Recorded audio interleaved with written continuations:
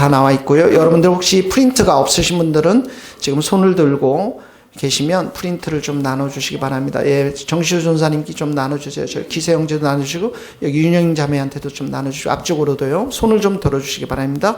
자, 마태복음 28장 1절 제가 한 절 읽고 여러분들이 한 절 읽고 함께 교독하겠습니다. 안식일이 다 지나고 안식 후 첫날이 되려는 새벽에 막달라 마리아와 다른 마리아가 무덤을 보려고 갔더니 큰 지진이 나며 주의 천사가 하늘로부터 내려와 돌을 굴려내고 내 위에 앉았는데 그 영상이 번개 같고 그 옷은 눈같이 희건을 지키던 자들이 그를 무서워하며 떨며 죽은 사람과 같이 되었더라. 천사가 여자들에게 말하여 이르되 너희는 무서워하지 말라. 십자가에 못 박히신 예수를 너희가 찾는 줄을 내가 아노라. 그가 여기 계시지 않고 그가 말씀하시는 대로 살아나셨느니라. 와서 그가 누우셨던 곳을 보라. 또 빨리 가서 그의 제자들에게 이르시되 그가 죽은 자 가운데서 살아나셨고 너희보다 먼저 갈릴리로 가시나니 거기서 너희가 배우리라 하라. 보라, 내가 너희에게 일렀느니라 하거늘. 그 여자들이 무서움과 큰 기쁨으로 빨리 무덤을 떠나 제자들에게 알리려고 다름질할세. 예수께서 그들을 만나 이르시되 평안하냐 하시거늘 여자들이 나아가 그 발을 붙잡고 경배하니 예수께서 이르시되 무서워하지 말라. 가서 내 형제들에게 갈릴리로 가라 하라. 거기서 나를 보리라 하시니라. 아멘. 예수님이 십자가에 돌아가신 그날 밤 한번 생각해 보세요. 얼마나 공포스러웠겠어요.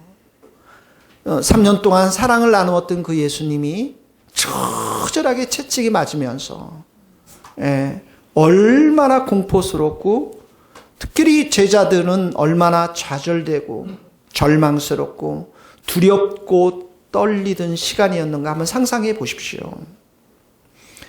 그런데 오늘 우리가 읽었던 이 주일 아침 본문 아침에 보면 무덤은 비어 있었고 그리고 이 여인들이 여인들이 그 무덤을 갔는데 흥분과 기대감과 기쁨과 소망으로 가득 찬 여인들과 또 우리가 제자들을 만나게 됩니다. 왜 그렇습니까?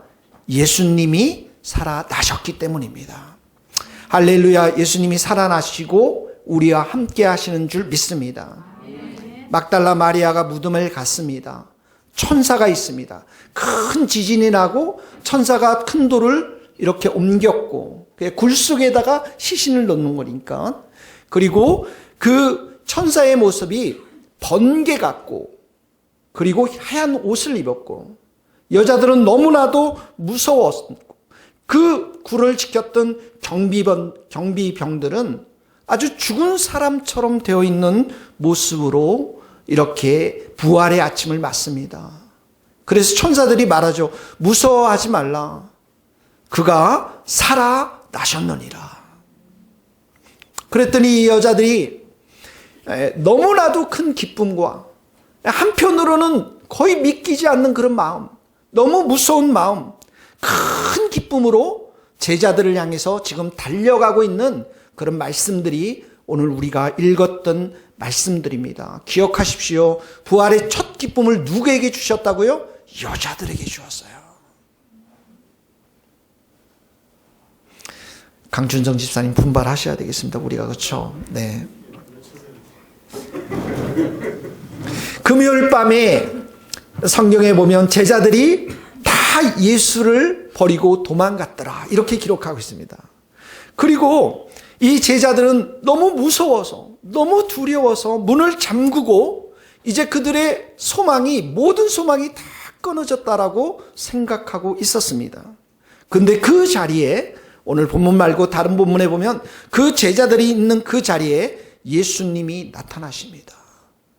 그랬더니 제자들이 너무 무서워서 그 모습을 보고서 영으로 생각했고 한편으로는 너무나도 기뻤지만 도저히 믿을 수 없는 그런 일들이 지금 부활의 아침에 일어나고 있는 것입니다. 그래서 이 부활의 소식이 전파되면서 그 로마의 시내를 완전히 뒤집어 버렸고 그리고 이 부활의 소식은 많은 예수님을 따랐던 사람들에게 큰 큰 기쁨의 소식이 되었던 것입니다. 이사야서 40장에는 이 예수님에 대해서 이렇게 말씀하고 있습니다. 높은 산에 오르라. 기쁜 소식을 전하는 너희여, 힘을 다해서 목청을 높여라. 너 예루살렘, 기쁜 소식을 전하는 자여, 두려워하지 말라. 소리를 높여라. 유다의 모든 도시에 알려라. 너희 하나님이 여기 계신다. 너희 하나님이 통치하신다. 그 통치의 사건을 완벽하게 보여준 사건이 바로 부활의 사건입니다. 에어컨은 약으로만 틀어주실래요? 기독교는 그래서 이 부활 위에 서 있는 것입니다. 예수님이 살아나셨다. 그 충격과 금요일 밤의 십자가의 그 충격과 무서움, 절망, 무덤, 그 죽음의 자리를 박차고 나아가서 큰 기쁨을 맞이한 사람들처럼, 그 예수님을 만난 예수님을 만난 그 여인들과 제자들처럼 그 마음의 경외감과 그 마음에 놀라운 기쁨이 넘치는 그러한 마음들이 오늘 부활의 아침에 그 땅 가운데 있었다라는 것이죠. 여러분에게 묻고 싶습니다. 여러분에게 이런 감동이 있습니까? 저를 좀 보십시오. 제 눈을 쳐다보세요. 여러분에게 이런 기쁨이 있습니까? 예수님을 향한, 하나님을 향한 두려워하는 마음, 경외하는 마음, 이 놀라움들, 기쁨이 이 부활의 아침에 여러분의 마음 가운데 있습니까?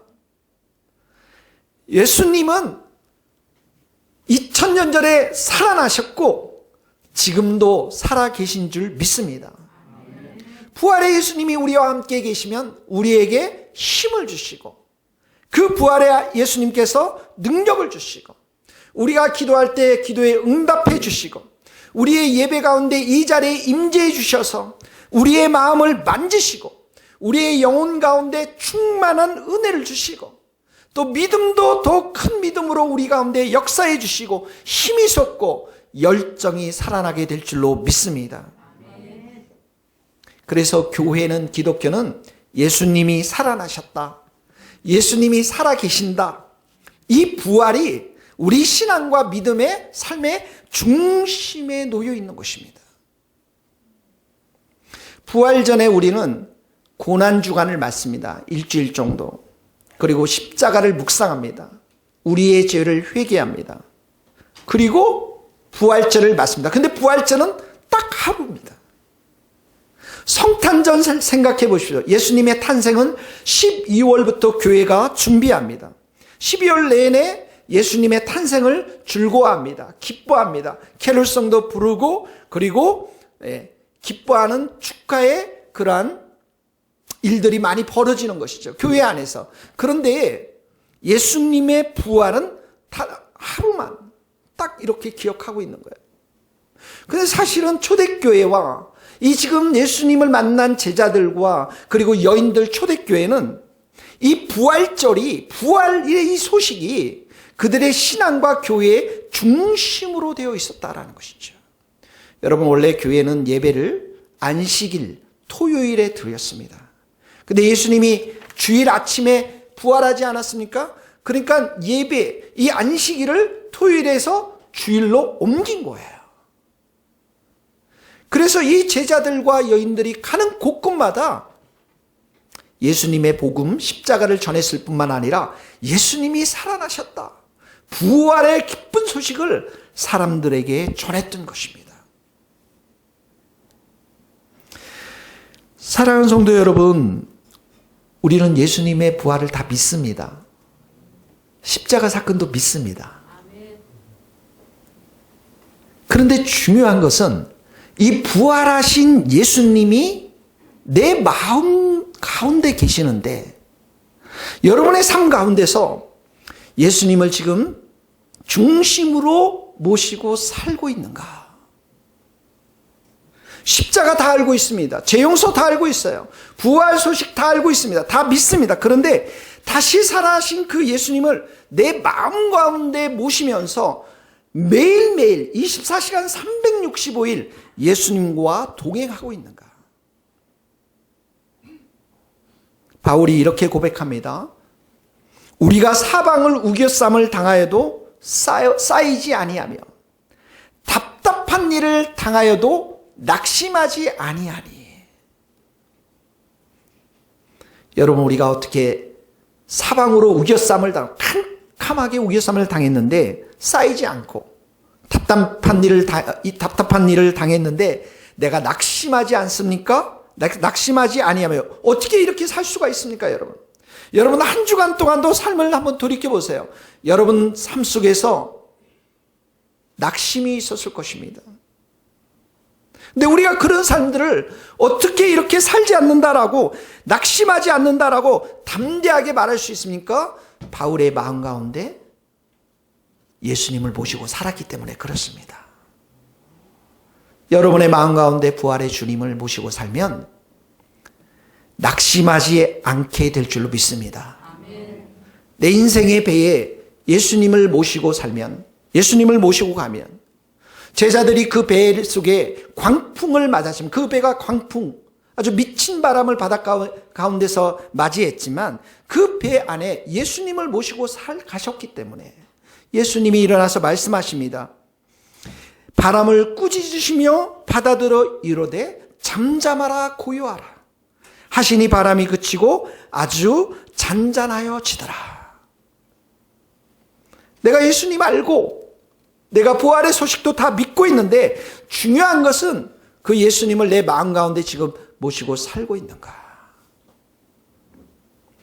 여러분, 우리가 금요일 날에 우리의 신앙이 십자가에만 머물러 있으면 온전한 신앙이 아닌 것입니다. 그래서 늘 배우고 늘 가르치고 늘 설교하고 늘 기도해도 사람들의 삶 가운데 변화가 없는 것입니다. 신앙 따로 생활 따로인 것입니다. 예전의 모습, 옛사람 모습대로 다 삽니다. 다른 사람 비방하고 상처를 묵상하고 서운한 감정 늘 잡고 있고 다른 사람 판단하고 비방하고 부정적이고 옛사람으로 계속 살아갑니다. 십자가에만 머물러 있으면 그렇습니다. 그래서 어려움이 오면 절망합니다. 예전에 병이 났는데 그 병을 고쳤습니다. 그런데 더 심한 중병이 오면 믿음이 흔들립니다. 아무리 강한 훈련을 받았다 할지라도 흔들립니다. 예수님들 보세요. 예수님의 제자들 보세요. 3년 동안 예수님으로부터 표적과 기사를 받습니다. 하나님 나라의 진리의 말씀을 다 들었습니다. 그런데 금요일 밤 예수님이 십자가에 달리신 날 그들은 다 도망갔습니다. 왜 그렇습니까? 그런데 이런 제자들이 지금 변화되고 있습니다. 누구를 만나면서요? 부활하신 예수님을 만나면서. 여러분의 마음 가운데, 내 마음 가운데 부활하신 예수님을 모시고 사는 그 시간서부터 우리의 삶이 바뀌어지게 되는 것입니다. 축복합니다. 여러분의 심령 가운데 부활하신 예수님이 늘 함께 하심을 믿고 그것을 받아들이며 함께 사는 우리 성도들 될 수 있기를 예수님 이름으로 축복합니다. 아멘. 마귀가 거둔 성과 중에서 가장 중요한 성과가 뭐냐면 우리의 시선을 자꾸 예수님을 바라보지 못하도록 합니다. 세상을 바라보도록 하고 사람들을 바라보도록 하는 것이죠. 예수님을 자꾸 생각하지 못하도록 합니다. 지금 예배드리는 시간, 이 예배가 딱 끝나면 그때부터는 예수님의 생각이 스위치 오프가 되는 것이죠. 대신 우리는 다른 생각 많이 합니다. 특별히 우리는 나에게 상처를 준 사람들, 다른 사람들 허물들, 단점들, 늘 이런 것들은 생각하지 않아도 늘 생각하며 사는 모습들이 우리들의 모습인 것이죠. 3년 전, 5년 전, 10년 전까지도 다 기억합니다. 상처는 말입니다. 마귀는 우리가 예수님을 이름을 부르지 못하도록 합니다. 왜 그렇습니까? 예수님의 이름 가운데 능력이 있고 예수님의 이름 가운데 소망이 있고 예수님의 이름 가운데 생명이 있는데 예수님의 이름을 부르지 못하게 하는 것입니다. 마귀는 우리가 예수님과 동행하는 것들을 자꾸만 방해합니다. 그래서 우리는 늘 스마트폰을 잡고서 살아갑니다. 예수님이 살아계심을 믿고 예수님이 내 마음 가운데 계심을 믿는 성도들에게 이러한 삶들은 매우 끔찍한 삶인 것입니다. 삶이 변화가 되지 않습니다. 여러분들이 이길 수가 없는 것입니다. 스코틀랜드에 알란 선교사님과 엘리자베스 선교사님 부부가 있습니다. OM 선교사님이셨는데 특별히 이 부인 되시는 엘리자베스 선교사님이 스웨덴 출신이거든요. 스웨덴 출신인데 이분의 친척 중에서 여러분 잘 아시는 레나 마리아라는 분이 계십니다. 여러분 레나 마리아라는 분 아시죠? 팔이 다 없으시고 중증 장애인으로 태어나신 분입니다. 그래서 이 엘리바스 선교사님이 저를 소개해 주셔가지고 이메일 친구가 되었습니다. 이 레나 마리아가 자라면서 여러분 한번 생각해요. 팔이 없어요. 중증 장애인입니다. 마음의 고통을 받습니다. 엄마, 나는 왜 이렇게 친구가 없는 거야? 난 너무 외로워요. 엄마가 말합니다. 왜 친구가 없니? 너에게는 가장 좋은 친구가 예수님이 계신단다. 내 마음속에는 예수님이 계신단다. 엄마, 이 레나 마리아가 음악을 배웠거든요. 엄마, 내 목소리로는 음악을 더 이상 할 수가 없어요. 노래는 목소리로 하는 게 아니란다. 마음으로 하는 것이란다. 근데 내 마음속에는 가장 아름다운 사랑의 목소리를 가지신 예수님이 계시지 않니? 레나 마리아가 자기 마음속에 계신 예수님을 받아들이면서 그 예수님과 동행하면서 그 예수님과 친밀히 교제하면서 삶이 완전히 바뀌어지게 됩니다. 그래서 전 세계적으로 돌아다니면서 그 팔 없는 중증 장애인이 예수님을 찬양하며 그 마음속에 계신 예수님을 간증하며 다니는 것이죠. 여러분 안에는 마음속에는 보배가 있습니다. 그 보배가 누구인지 아십니까? 예수님이십니다. 여러분, 우리는 질그릇에 불과합니다. 우리는 아무것도 아닙니다. 그러나 그 보배 되신 예수님이 내 안에 계시기 때문에 그 예수님의 능력이 내 안에 계시기 때문에 우리의 인생이 새롭게 변화가 될 수가 있는 것입니다. 고린도서 4장을 한번 읽어봅시다. 여러분 나눠주신 페이퍼 있습니다. 우리가 이 보배를 스크린에도 있습니다. 시작. 우리가 이 보배를 질그릇에 가졌으니 이는 심히 큰 능력은 하나님께 있고 우리에게 있지 아니함을 알게 하려 함이라. 우리에게는 아무것도 없습니다. 그런데 우리 마음에 뭐가 있다고요? 보배가 있습니다. 할렐루야. 보배가 있어요. 여러분, 이제 여러분 가족 중에서 자녀를 가진 부모님이 자녀 하나를 잃게 되면 그 마음이 얼마나 어렵겠습니까? 하나의 한 자녀도 잃어도 너무나도 마음이 아픈데 이분은 4명의 자녀를 다 잃었어요. 4명의 자녀를. 자기가 가지고 있는 그 빌딩도 화재가 나서 다 타버렸어요. 아내와 딸들을 위로하기 위해서 배를 보내서 배를 타고 그리고 유럽으로 위로 여행을 보내는 중에 배가 자초가 돼서 그 배가 바다에 가라앉음으로 인해서 딸 넷이 다 죽게 되고 와이프 혼자만 살았습니다. 이 남편의 그 사고의 현장에 가서 여러분 그 모습을 보면서 어떤 마음이 들었겠습니까, 여러분? 그 마음이 어떻겠습니다, 여러분? 그분이 그 현장에서 쓴 곡입니다, 여러분.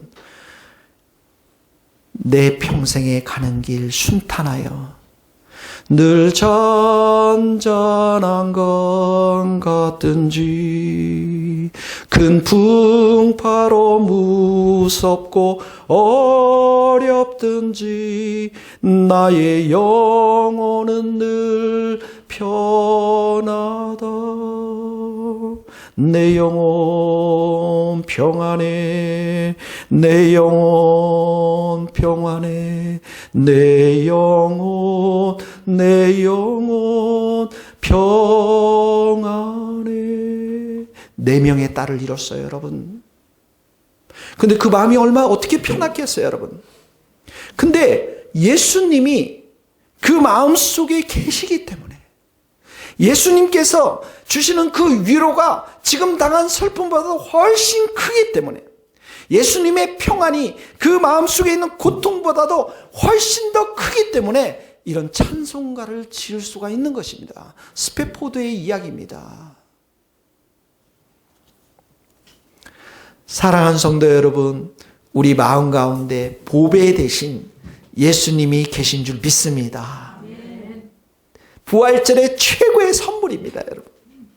그래서 예수님께서 지금은 하늘 보좌 위에 계셔서, 승천하셔서 하늘 보좌 위에 계셔서 그리스도의 영, 예수의 영, 성령을 우리 마음 가운데 보내주셨습니다.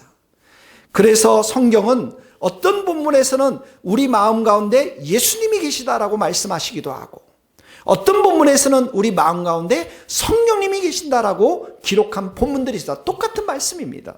거기 한번 읽어봅시다. 너희가 고린도전서 시작. 너희가 하나님의 성전인 것과 하나님의 성령이 너희 안에 계신 것을 알지 못하느냐.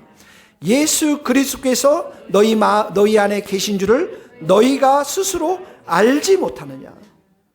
지금 우리는 부활의 주님이, 그리스도의 영 되신 성령님이 우리 마음 가운데 계신 시대에 살고 있습니다. 부활의 주님이 내 마음 가운데 있으면 회개가 터지고, 할렐루야 찬송이 터지고, 찬송으로 하나님께 영광을 돌리고, 예배가 달라지고, 삶의 목표가 달라질 줄로 믿습니다. 우리 안에 예수님이 계시기 때문에 그렇습니다. 여러분, 기적은 소중합니다. 기적을 경험하고 문제가 해결되고 아무리 기적이 일어난다 할지라도 가장 중요한 것은, 신앙의 본질은 뭐냐면 내 마음에 예수님이 계시다라는 거예요. 여러분, 구약에도 홍해가 갈라졌습니다. 그런데 아주 소수만이 가나안 땅에 들어갔습니다. 신약에 많은 사람들이 기적을 경험했습니다. 10명의 문둥병 환자들도 고침을 받았습니다. 그러나 단 한 명만 돌아와서 예수님께 감사와 경배를 드렸습니다. 기적 체험도 중요하지만 내 안에 예수님이 계시고, 내 안에 성령님이 계시고, 나와 함께 늘 동행하시는 분이 예수님이신 것을, 부활하신 예수님이신 것을 여러분 깨닫고 아멘으로 화답하며 살아갈 수 있기를 예수님의 이름으로 축복합니다. 예수님이 내 마음에 계시고 나와 동행하려면 한 가지 전제가 있습니다. 그게 무엇이냐면 내가 죽어야 하는 것입니다. 내가 죽어야 하는 것입니다. 내가 그리스도와 함께 십자가에 못 박혀 죽었나니, 그런즉 내가 사는 것이 아니에요. 내 안에 누가 삽니까? 예수님이 사시는 것입니다. 여러분, 아무리 우리가 기적을 많이 체험하고 내가 아무리 축복을 많이 받는다 할지라도 우리가 죽지 아니하면, 나의 정과 욕심을 십자가에 못 박지 아니하면 온전한 신앙생활을 할 수가 없는 것입니다. 십자가의 복음이라는 것은 나의 옛 사람이 십자가에 죽었고, 그래서 주님의 그 보혈로 우리가 깨끗함을 입어서 죄 용서함을 받았고, 무엇보다도 십자가의 복음은 마귀를 패배시켰음을 우리에게 알려주고 있는 것입니다. 이것이 십자가의 복음이고, 부활이라는 것은 이 십자가의 복음이 정당했음을 확정해 주는 사건인 것입니다. 여러분, 예수님은 이 땅에 마귀를 멸하시기 위해 오셨습니다. 하나님의 아들이 나타나신 것은 마귀의 일을 멸하려 하심이니라. 그래서 여러분, 여러분의 마음 가운데 마귀가 여러분의 사람들의 마음을 지배하느냐, 아니면 내 마음 가운데 부활의 주님을 내가 모시고 사는가, 이 차이는 어마어마한 차이가 있습니다. 내가 살고 그 내가 사는 삶 가운데 마귀가 지배하면 네 가지의 중요한 사건들이 일어납니다. 첫 번째 보면, 내가 죽지 않고 내가 살면, 그 인생 가운데 마귀가 지배하면 마귀는 자꾸만 그 영혼 가운데 죄를 고발하면서 정죄감을 줍니다. 죄책감을 줘요. 정죄감을 받고 죄책감을 받고 무력감을 갖고, 심지어 그렇게 되면 삶이 저주 가운데 갇혀 있는 것을 보게 되어집니다. 그런데 내 마음에 예수님을 모시고 살면, 부활하신 예수님이 내 마음 가운데 있으면 내 삶을 어떻게 해요? 자유함을 주십니다. 해방을 주세요. 여러분, 어떤 분들은 마귀는 여러분들에게 게으름을 고발합니다. 그렇게 게으르게 살아서 어떻게 할 거니? 자꾸만 낙심을 시켜요. 자꾸만 자주를 시킵니다. 무력하게 만듭니다. 여러분들 중에서 기도 생활 잘 못하시는 분들 있을 줄 제가 압니다. 그러면 마귀는 그걸 자꾸만 정죄감을 줘요. 예수님은 어떻게 하느냐? 성령님은 어떻게 하느냐? 회개하도록 합니다. 기도 못했던 생활, 주님 내가 회개합니다. 그러면 예수님은 또 어떻게 해요? 우리 가운데 힘을 주시고 우리 가운데 자유함을 주세요. 해방을 주십니다. 생명을 주세요. 마귀는 죄책감을 계속 주면서, 정죄감을 계속 주면서, 너는 그렇게 무력한 사람이야? 너로서는 안 돼? 기도해서 못하니? 기도가 밥 먹여주니? 기도 응답이 안 되지 않니? 이런 부정적인 마음으로 무력감을 주는 것입니다. 이것을 성경에서는 뭐라고 말하냐면, 우리의 인생이 율법 아래 사는 인생인 것을 말하고 있습니다. 율법이 계속 정죄를 하거든요, 우리들 가운데. 그러나 예수님은, 우리가 예수님을 우리 마음과 내 모시고 살면 이런 모든 정죄로부터, 물론 우리가 부족한 것이 있습니다. 죄 범한 것이 있습니다. 그러나 주님 앞에 나와서 은혜를 구하고 회개하면 그 영혼들에게, 우리에게 자유함을 주시고 용서함을 주시고 해방을 주시는 예수님이신 줄 믿습니다. 마태복음을 로마서 8장 1절을 읽어봅시다. 시작. 그러므로 이제 그리스도 예수 안에 있는 자에게는 결코 정죄함이 없나니, 이는 그리스도 예수 안에 있는 생명의 성령의 법이 죄와 사망의 법에서 너를 해방하였습니다. 아멘. 여러분들이 눈 감고 있으면 제 설교가 잘 안 돼요.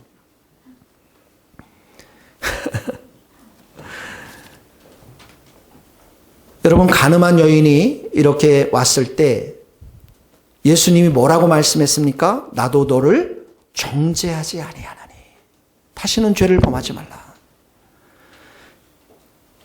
우리가 사람들로부터 이렇게 자꾸 정죄함을 받으면 마치 감옥에 있는 사람처럼 우리가 자꾸만 위축이 되어집니다. 정죄감을 받는 사람들은 자꾸만 무력하게 빠지는 거예요.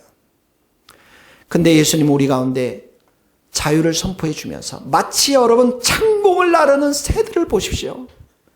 창공을 나르는 새처럼 우리 인생 가운데 그리스도 안에 있어서 우리에게 자유를 선포해 주시고, 그 어깨 위에 자유의 날개를 달게 하시고, 예수님 안에서 우리가 희망을 노래하고, 예수님 안에서 우리가 기쁨을 노래고, 우리의 예수님 안에서 우리가 날마다 감사하며 찬양하는 이런 복된 삶을 우리 가운데 주시는 것입니다. 그래서 예수님은 그 자유한 가운데 우리가 일하기를 원하고, 우리가 집도 만들 수 있기를 원하고, 우리가 팔이 없고 다리 없지만은, 다리가 없을지라도 그 목소리로 예수님을 찬양하며 하나님을 찬양할 수 있는 놀라운 은혜와 힘을 우리의 영혼 가운데 부어주실 줄 믿습니다. 여러분, 두 번째로, 내가 죽지 않고 내가 살고 마귀가 우리의 삶을 지배하기 시작하면, 첫 번째는 정죄감이 있는 것이고, 두 번째는 뭐냐면 내 타락한 육신의 본성대로 삽니다. 내 감정대로, 내 마음대로, 내 이기심대로, 내 기질대로, 내 교만함대로 그대로 살아가는 것입니다. 그러나 예수님이 우리 가운데, 부활하신 예수님이 우리 마음 가운데 계시면 예수님은 육신대로 살지 않도록 하시고 성령의 인도하심을 따라 살게 하십니다.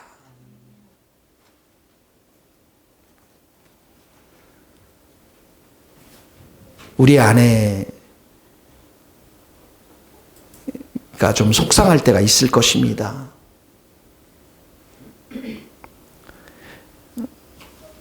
우리 아내가 입고 있는 옷이나 신발들은 거의 싸구려입니다. 이 비밀인데요, 여러분. 그 신발을 사더라도 10,000원, 20,000원짜리 구두 사 신고 옷도 그렇게 싸게 사 입습니다. 어느 날 길거리를 가다가 여보 여기에 우리 들어가서 커피 한 잔 마시면서 얘기 좀 해요. 아유 무슨 커피 집에 가서 먹어요. 돈을 그렇게 아낍니다, 여러분. 근데 이런 아내가 남이 도와달라고 하면 돈을 아끼지가 않는 거예요. 한두 푼이 아닙니다, 여러분. 또 여러분들도 돈이 없다고 저희 아내한테 또 부탁을 할지 모르겠지만 막 돈을 줍니다. 마음이 속상한 거예요. 제가. 아니 나도 재난지원금 받고 지금 살고 있는데 내 육신도로 생각하니까 너무 속상한 거예요. 근데 내 안에 계신 예수님이 뭐라고 말씀하십니까? 서로 사랑해라.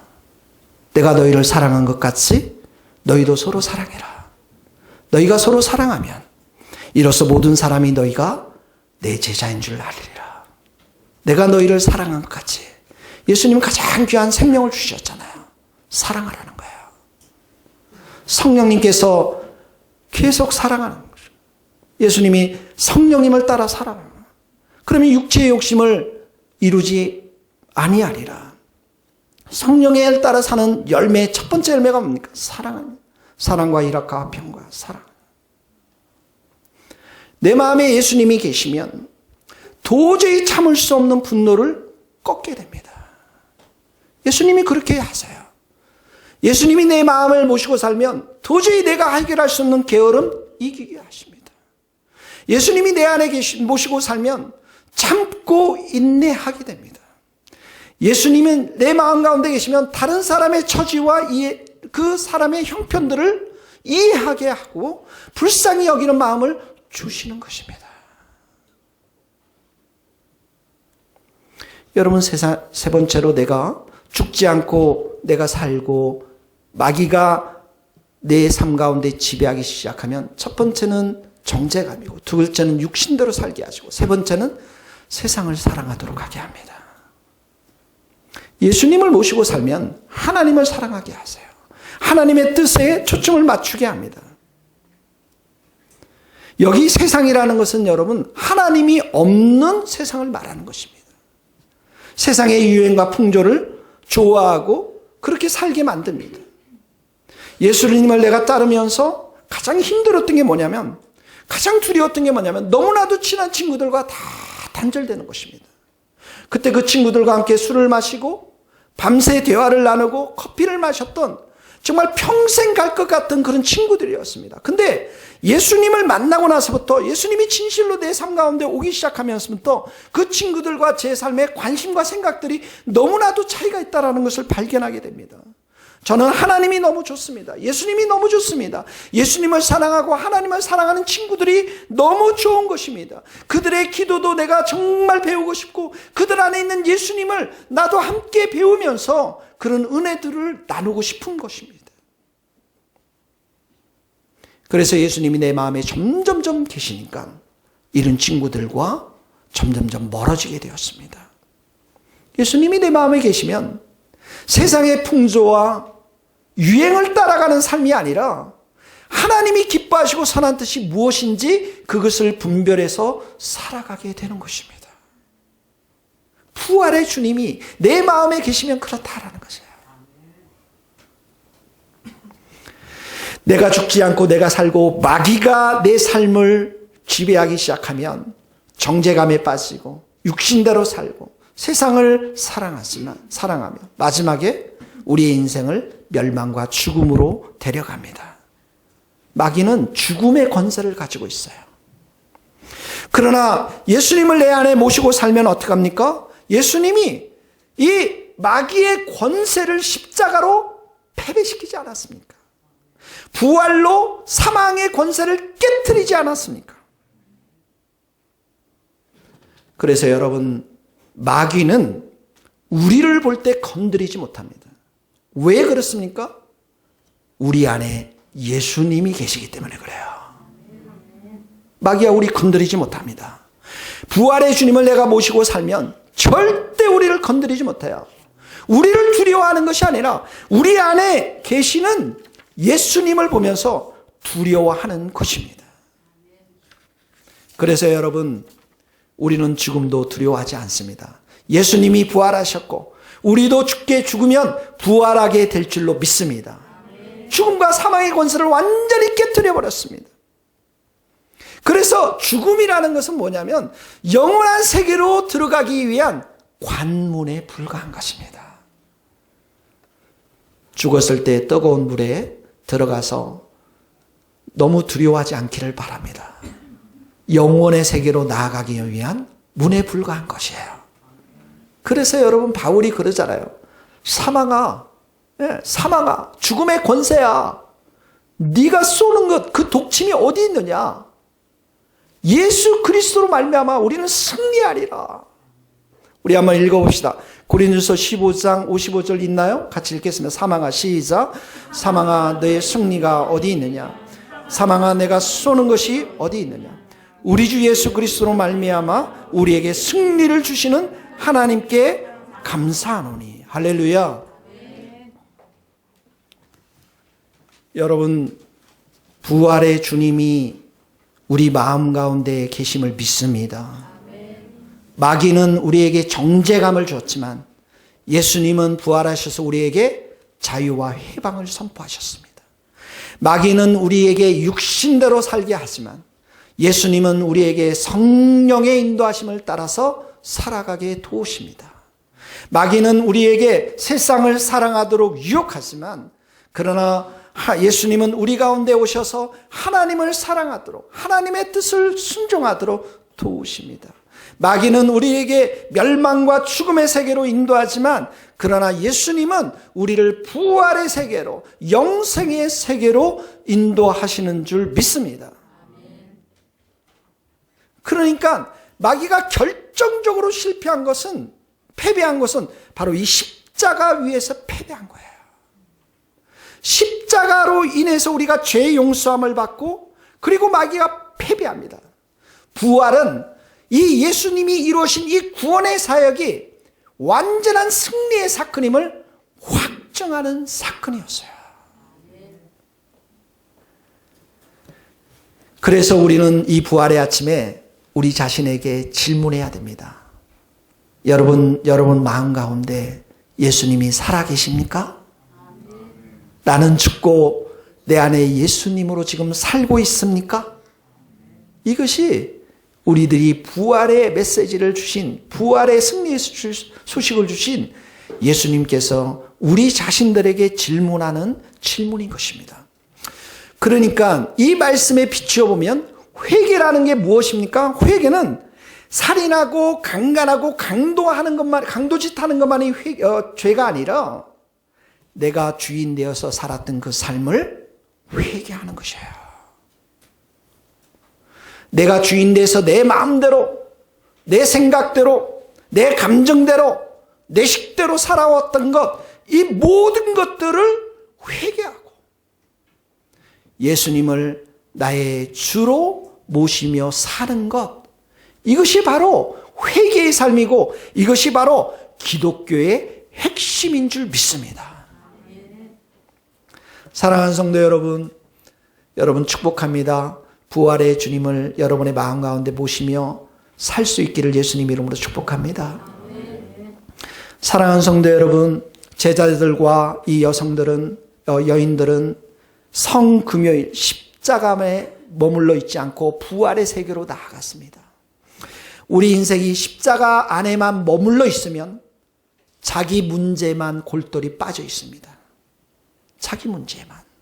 그러나 부활하신 주님을 내 마음 가운데 모시고 살면 그 예수님이 우리의 눈과 마음을 활짝 열어서 세상을 향해서 나아가도록, 세상을 향해서 담대하게 우리가 그리스도인으로 살도록 부활의 주님이 우리에게 힘과 능력을 주실 줄 믿습니다. 십자가에 머물러 살면 늘 우리의 삶이 옛사람의 반복 속에서 회개만 하다가 죽는 인생이 되어집니다. 그러나 부활의 주님을 내가 마음속에 모시고 살면 한 번도 가보지 못한 미래의 길을 도전과 용기로 믿음으로 갈 수 있는 삶이 될 줄로 믿습니다. 십자가에만 머물러 있으면 우리의 삶이 늘 슬픔과 늘 근심의 삶에 살고 있지만 부활의 주님을 내 마음 가운데 살고 모시고 살면 그 삶은 기쁨과 확신에 찬 삶으로 바뀌게 될 줄로 믿습니다. 실망과 좌절로 자기 앞길만을 챙기는 삶에서 부활의 삶을, 부활하신 주님을 예수님으로 모시고 살면 교회를 생각하게 되고 공동체를 생각하게 되고 공동체로 모이는 것을 기뻐하고 그 삶 가운데 예수님처럼 희생과 헌신의 삶을 살아가게 될 줄로 믿습니다. 불신과 배반의 삶에서 부활의 주님을 내 마음 가운데 모시고 살면 확신과 분명한 믿음의 삶으로 우리가 바뀌게 될 줄로 믿습니다. 사랑하는 성도 여러분, 이 부활의 신앙을 우리가 요약하자면 소심하고 나약하고 실패하고 이기적인 신앙에서 십자가에만 머물러 있었던 금요일의 그 신앙 속에서, 두려움의 신앙 속에서 부활하신 예수님을 내 마음 가운데 모시고 살면서 담대한 믿음으로, 기쁨의 믿음으로, 희망에 넘치는 삶으로 우리의 삶이 변화될 줄로 믿습니다. 할렐루야. 우리 예수님이 부활하셨습니다. 예수님이 살아계십니다. 예수님이 내 마음 가운데 계시고 우리 교회 가운데 함께 하시는 줄 믿습니다. 여기에서 우리가 희망이 솟아나고 창조적인 일들이 생겨나고 여기에서부터 뜨거운 하나님 나라의 열정을 가지고 살아가는, 승리하는 성도가 될 줄로 믿습니다. 할렐루야. 주님을 찬양합니다. 주님께 감사합니다. 이 시간 우리 예수님의 부활하심을 기억하면서 우리가 성찬에 참여하겠는데, 이 성찬은 바로 예수님의 살과 피를, 에어컨 좀 틀어주실래요? 살과 피를 우리가 함께 나누면서 예수님의 죽으심을 우리가 함께 기리는 것입니다. 우리 찬송가 다 같이 144장을 우리가 1절을 부르면서 성찬을 할 텐데요. 장로님하고 김재련 집사님 앞쪽으로 나오시기 바랍니다.